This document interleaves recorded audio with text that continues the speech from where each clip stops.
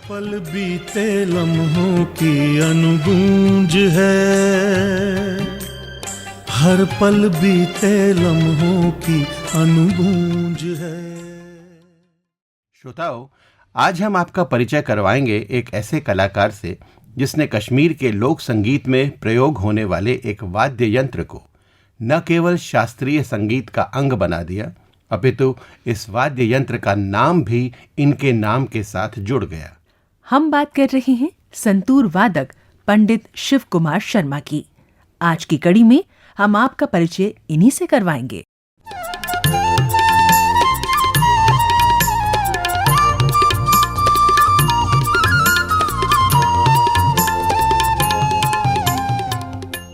शिव कुमार शर्मा का जन्म 13 जनवरी 1938 को जम्मू में हुआ था। इनके पिता पंडित उमादत्त शर्मा संगीतकार थे और ऑल इंडिया रेडियो में संगीत सुपरवाइजर थे।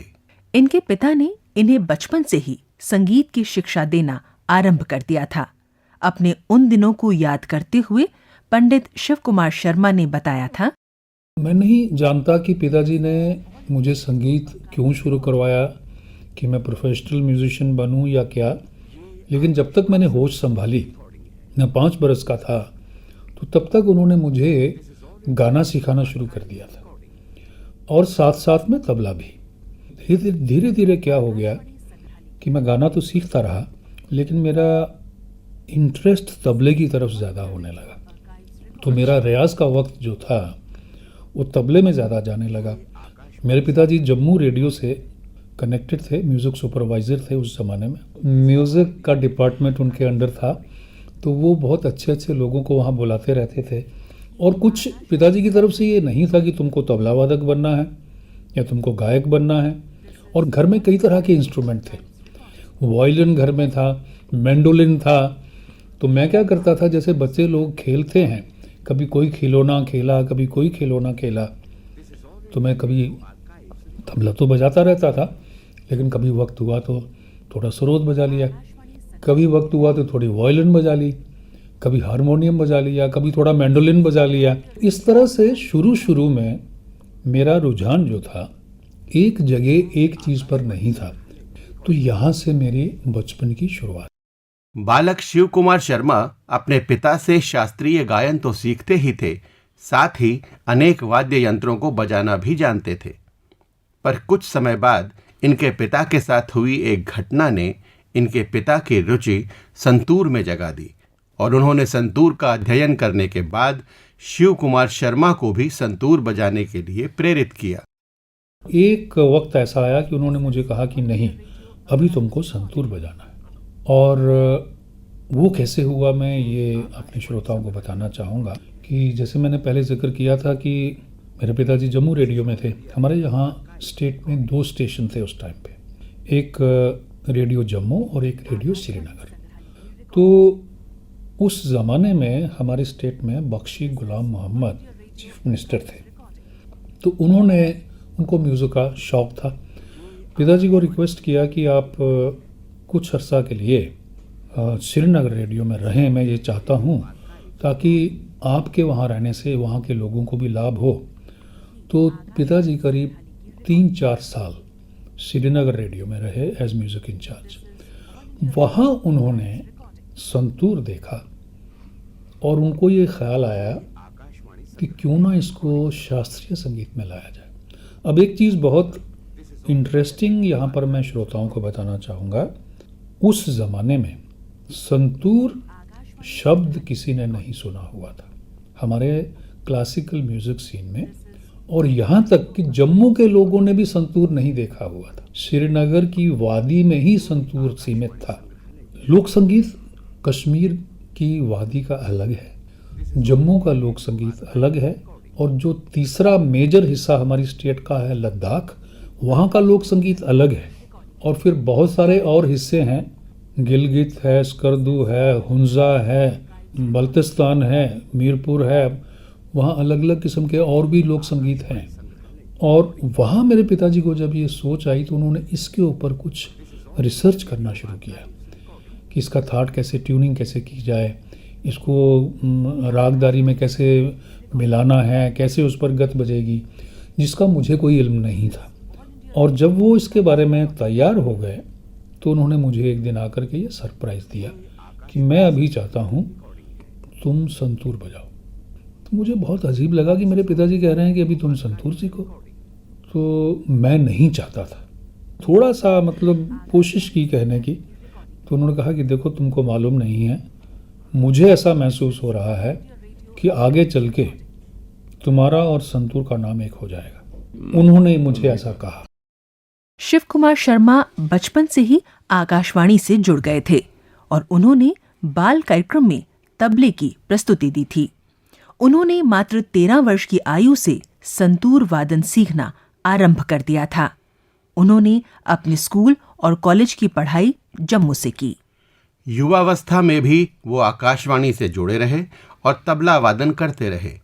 उन्होंने अनेक नामी कलाकारों के साथ तबले पर संगति भी की। उस ज़माने में, आजकल तो रेडियो की स्थिति बिल्कुल बदल गई है। वो चेन बुकिंग होती थी, कलाकार आते थे, वो एक जगह से दिल्ली से शुरू करते थे तो दिल्ली, जालंधर और जम्मू और श्रीनगर और जयपुर और मतलब ऐसे 10-15 स्टेशन से होते हुए जाते थे। तो वो लाइव कॉन्सर्ट्स होते थे। तो जम्मू में जो भी कलाकार आते थे, तो कुछ ऐसा बन गया कि मुझे तबला संगत के लिए बुक किया जाता था। पंडित रविशंकर जी आए तो उनके साथ मैंने तबला बजाया, सिद्धेश्वरी देवी जी आई तो उनके साथ मैंने बजाया, बेगम अख्तर अक्सर आती थी, उनके साथ मैं बजाता था। जितने भी कलाकार आते थे, राधिका मोहन मोहित्रा सरोद के लिए आए तो उनके साथ मैंने बजाया, हीराबाई जी आई तो उनके साथ मैंने तबला बजाया। तो ऐसे मेरे तबले के कार्यक्रम वहाँ से होते थे। और फिर एक ऐसा वक्त आया कि मैं तबला भी बजा रहा था और संतूर भी ब्रॉडकास्ट करना शुरू कर दिया रेडियो से।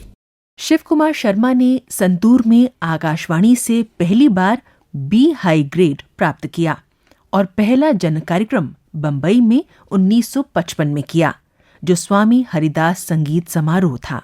आरंभ में उन्हें संतूर को शास्त्रीय वाद्य यंत्र होने को लेकर विरोध भी झेलना पड़ा, परंतु उनके वादन की उत्कृष्टता ने इस विरोध की लहर को धीरे धीरे शांत कर दिया और संतूर को भारतीय शास्त्रीय संगीत में अंगीकृत कर लिया गया।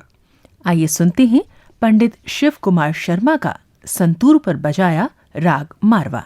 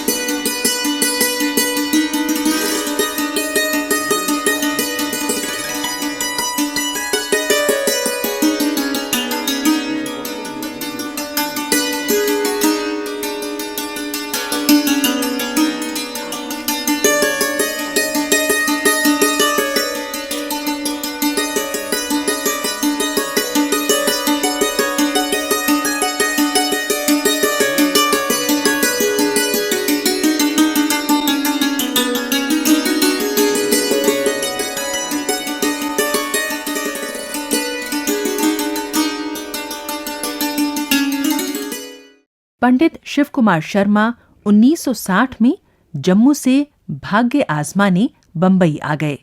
यहाँ वी शांताराम ने उन्हें पहली बार अपनी फिल्म झनक झनक पायल बाजे में संतूर बजाने का मौका दिया। इस 5-7 मिनट के पार्श्व संगीत ने बंबई के फिल्म जगत की पहचान संतूर से और पंडित शिव कुमार शर्मा से करवाई। वो आकाशवाणी बंबई से भी जुड़ गए। उस समय उनका संतूर वादन कैसा था, बता रहे हैं पंडित शिव कुमार शर्मा।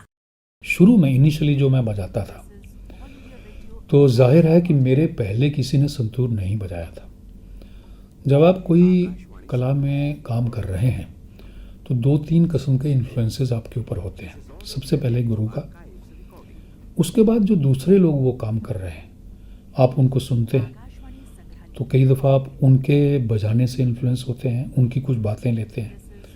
तो मेरे सामने वो रास्ता बंद था। जो मैंने संतूर सुना हुआ था वो संतूर का बाज वो नहीं था जो मैं बजा रहा था। हालांकि उसके बहुत नामी लोग वादी कश्मीर में थे, मोहम्मद अब्दुल्ला तिब्बत बक्काल और मोहम्मद कालीन बाफ। ये 2 नाम समझिए वो बहुत बड़े नाम थे इस किस्म के म्यूज़िक के। तो ये लोग नामी लोग थे, लेकिन वो जो बाज बजाते थे और जो संतूर बजाते थे मैं वो बजाता नहीं था। तो मेरे सामने कोई ऐसी मिसाल नहीं थी कि संतूर का ये बाज होना चाहिए, संतूर की ये टेक्निक होनी चाहिए। तो उस वक्त सितार और सरोद सबसे उच्च कोटि के साज थे। तो इनिशियली जो मैंने बजाना शुरू किया तो मेरे बजाने में सितार बाज का गत का असर था और उस किस्म की तिहाइयाँ, उस किस्म की चलन। बाद में बजाते बजाते मैंने ये सोचा कि अगर मैं संतूर बजा रहा हूँ तो संतूर का जो मैं कैरेक्टर और शख्सियत की बात कर रहा था वो इसका बाज क्या है। जो गाने की बंदिशें मुझे याद थी, जो ताल की तालीम मेरे पास थी, उसका इस्तेमाल मैंने इसमें करना शुरू किया। झनक झनक पायल बाजे के उपरांत पंडित शिव कुमार शर्मा ने फिल्म बरसात की रात में संगीतकार रोशन के लिए संतूर बजाया। धीरे धीरे वो फिल्मों में पार्श्व संगीत में संतूर बजाने लगे। पंडित शिव कुमार शर्मा ने 1967 में कॉल ऑफ द वैली नाम का संतूर एल्बम निकाला जो अत्यंत लोकप्रिय हुआ। आइए सुनते हैं पंडित शिव कुमार शर्मा द्वारा संतूर पर बजाया राग किरवानी।